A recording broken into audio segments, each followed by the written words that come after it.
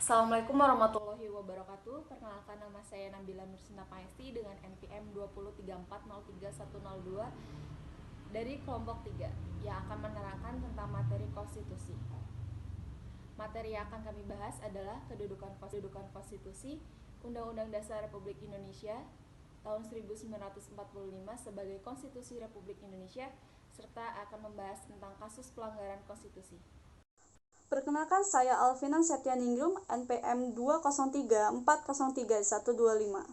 Nama saya Dia Azahra, NPM 2034031130. Assalamualaikum warahmatullahi wabarakatuh. Perkenalkan, nama saya Yohana Aulia Salsabila dari jurusan Akuntansi Fakultas Ekonomi Bisnis dengan NPM 2034031152 dari kelas Pendidikan Kewarganegaraan D.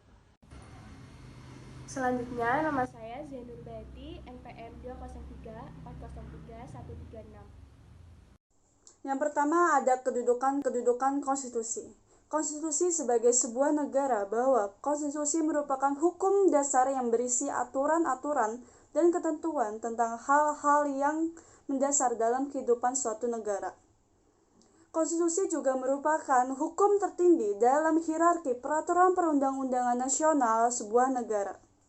Selanjutnya ada Undang-Undang Dasar Negara Republik Indonesia tahun 1945 sebagai Konstitusi Republik Indonesia. Dalam pembukaan Undang-Undang Dasar Republik Indonesia tahun 1945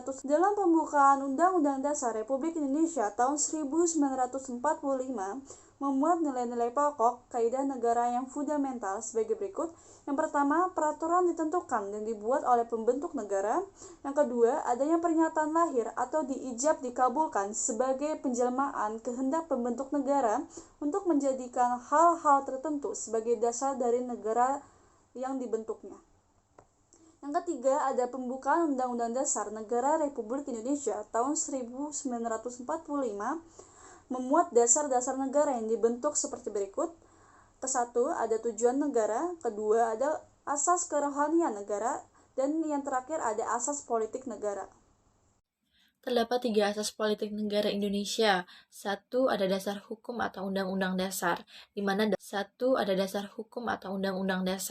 mana dalam undang-undang dasar ini memuat hukum-hukum negara, salah satunya adalah korupsi. Di Indonesia belum lama terjadi korupsi bencana non-alam, yaitu korupsi bantuan sosial dalam penanganan COVID-19 yang dilakukan oleh Juliari Peter Batubara dan rekan-rekannya yang bernama Herman Heri dari Komisi Hukum Ketua DPR.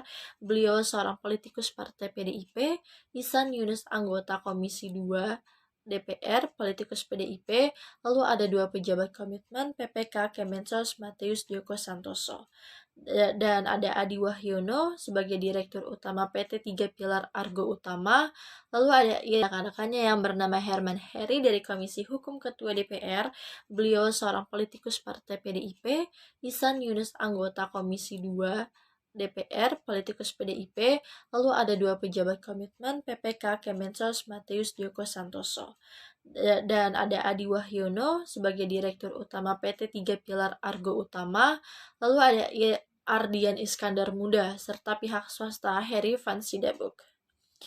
Proyek Bansos COVID-19 ini berupa paket sembako yang nilainya adalah Rp300.000. Di Kemensos tahun 2020, nilai paket Bansos ini mencapai 6,8 triliun dan anggaran Bansos diduga korupsi sebesar 20,8 miliar. Mereka memaksa para vendor dengan uang cashback sebesar Rp10.000 setiap paket Bansos senilai Rp300.000. Mantan Mensos Juliari Peter Batubara diduga menerima suap sebanyak 17 miliar. Harga paket bansos senilai Rp300.000 ini dikurangi Rp15.000 untuk biaya transportasi dan Rp15.000 untuk goodie bag. Dan paket bansos ini disebar di wilayah Jabodetabek sebanyak 23,70 juta paket atau senilai 6,4 triliun. Paket bansos ini tidak layak untuk dikonsumsi, dan setelah ditotalkan, harga paket bansos malah tidak sesuai dengan harga paket yang diberikan oleh pemerintah.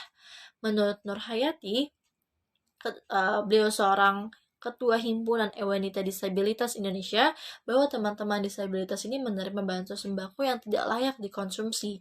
Bahkan ada juga yang tidak mendapatkan bansos. Sedangkan di luar sana ada orang-orang yang salah sasaran untuk menerima bansos berupa sembako dan juga akan menerima uang tunai atau DPNT sebesar Rp300.000. Selanjutnya, Kurnia Ramadana, peneliti ICW, menjelaskan bahwa ICW melakukan survei pada awal Oktober dalam mencari data di Provinsi Jakarta, khususnya untuk penyandang disabilitas, dan ditemukan bahwa 25% penerima bansos belum sesuai dengan apa yang tertera seharusnya. Ada 3 jenisnya, yaitu model pengurangan bansos, kualitas tidak layak, serta seharusnya mendapatkan uang tunai, tetapi yang didapatkan berupa paket sembako yang isinya tidak layak untuk dikonsumsi. Setiap pada penggelontoran bansos, selalu permasalahan yang timbul adalah pendataan serta persoalan mekanisme pengadaan dan pengawasan. Korupsi yang dilakukan Juliari Peter Batubara dan pengikutnya di saat pandemi ini merupakan korupsi yang paling keji dan tidak berperi kemanusiaan. Data yang ditemukan ICW sangat miris, yaitu ada banyak korporasi yang baru berdiri tetapi 4-5 hari kemudian langsung mendapatkan proyek bansos, serta secara kompetensi ada beberapa korporasi yang bergerak di bidang elektronik dan bidang motor yang tiba-tiba mendapatkan proyek bansos. Dan menurut Agus Pambagio, pakar kebijakan publik, menjelaskan bahwa ada 2 jenis bansos, yaitu dari Presiden dan Pemprov DKI Jakarta. Agus Pambagio mendapatkan data dari seorang calon vendor bahwa di data tersebut sudah dimintakan fee sebesar 10% dan setelah paket bansos dihitung kembali yaitu tidak sampai Rp300.000. Herman Heri, Ketua Komisi Hukum DPR sekaligus politikus PDIP, dan Ihsan Yunus, anggota Komisi 2 DPR, politikus PDIP, merupakan 2 nama politis yang diduga terlibat menerima proyek bansos. Herman Heri diduga terafiliasi pengadaan 7,6 juta paket bansos senilai 2,1 triliun dan Ihsan Yunus diduga terafiliasi dengan perusahaan pengadaan 4,6 juta paket bansos senilai 1,3 triliun. Badan Pengawasan Keuangan dan Pembangunan telah mengaudit 7,7 juta paket dari total 22,8 juta paket bantuan di Jabodetabek.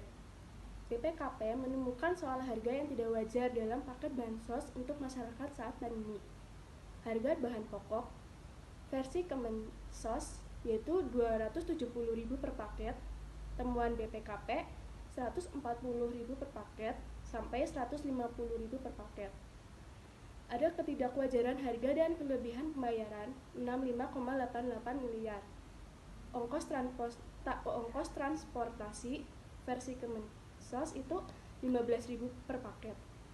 Temuan BPKP ada selisih harga untuk transporter di Jabodetabek senilai 2,97 miliar. Goodie bag bansos versi Kemensos Rp15.000 per paket. Temuan BPKP, harga dari pabrik rekanan Rp13.200 dan ongkos produksi Rp6.500 per unit. Ada kelebihan pembayaran senilai 6,9 miliar. Pada saat ini, Indonesia sedang mengalami krisis ekonomi dikarenakan adanya pandemi COVID-19. Banyak sekali toko-toko, mall, kemudian usaha-usaha yang ditutup karena memang diadakannya lockdown atau PSBB di Indonesia. Kemudian banyak sekali karyawan yang dirumahkan atau di PHK karena ketidakmampuan para pengusaha untuk membayar gaji karyawannya. Kemudian tetapi pada saat ini banyak sekali ada beberapa pejabat yang memang menyalahgunakan momentum ini dengan mengkorupsi uang bantuan sosial yang dianggarkan negara untuk rakyat. Salah satunya yaitu Menteri Sosial Republik Indonesia Juliari Batubara. Dia mengkorupsi uang bansos yang katanya dia tidak mengkorupsi uang itu untuk memperkaya dirinya sendiri, tetapi uang bansos tersebut, uang hasil dari korupsi bansos tersebut dia gunakan sebagai pengisi kekosongan kas dari partainya, karena dia selaku bendahara dari partai tersebut, maka dia mencari beribu cara untuk mengisi kekosongan kas dari partai PDIP.